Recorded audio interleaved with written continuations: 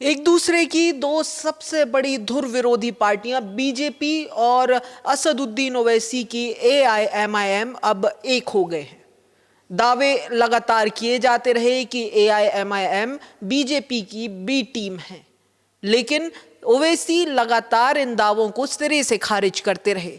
इसी बीच अब महाराष्ट्र के अंदर बीजेपी और एआईएमआईएम का गठबंधन हो गया। दरअसल महाराष्ट्र में नगरीय निकाय के चुनाव चल रहे हैं। कुछ नगरीय निकाय के चुनाव हो गए हैं, कुछ के बाकी है, लेकिन जिनमें हुए उन नगरीय निकायों में से एक नगरीय निकाय है अकोट। अकोट जो है, यहाँ पर बीजेपी को 11 सीटें आई, जबकि जो गठबंधन के दूसरे साथी थे यानी कि एनसीपी, अजीत पवार गुट, शिंदे गुट शिवसेना का, इन तमाम पार्टियों को मिलाकर भी बीजेपी बहुमत के आंकड़े से काफ़ी पीछे थी। हालांकि मेयर का जो चुनाव है वो बीजेपी जीत चुकी थी। ऐसे में नगरीय निकाय में जो बहुमत है उसे हासिल करने के लिए बीजेपी को कुछ और सीटों की ज़रूरत पड़ी। इसी बीच 5 सीटें इस नगरीय निकाय में एआईएमआईएम ने भी जीती थी। तो बीजेपी और एआईएमआईएम के जो स्थानीय नेता हैं उन्होंने आपस में गठबंधन कर लिया।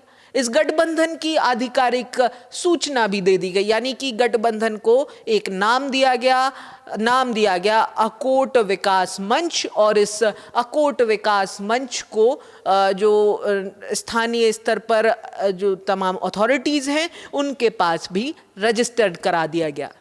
अब ये तमाम जब गठबंधन हुए तो बीजेपी और इन, चाहे वो एआईएमआईएम हो या फिर कांग्रेस हो, जो वैचारिक रूप से एक दूसरे की धुर विरोधी पार्टियां हैं, इनका जब गठबंधन हुआ तो ये राजनीतिक निशाने पर आ गए। वैसे भी बीजेपी का नारा है पार्टी विथ अ डिफरेंस, तो पार्टी विथ अ डिफरेंस इस डिफरेंस के साथ ही निशाने पर आई।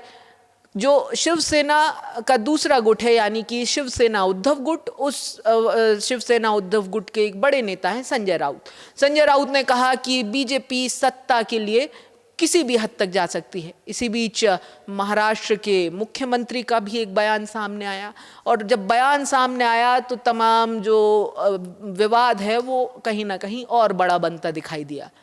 सीएम ने कहा कि जो गठबंधन हुए हैं, चाहे वो एआईएमआईएम के साथ हो या कांग्रेस के साथ हो, ये आधिकारिक नहीं है।